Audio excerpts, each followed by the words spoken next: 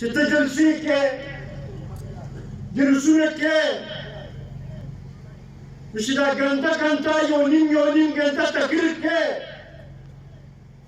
که تا په خپل وخت کې څه کارکردګي ښه نه وه نو نن به دې دا تقریرونه په خپله کارکردګۍ کول د نورو خلاف به دې نه کول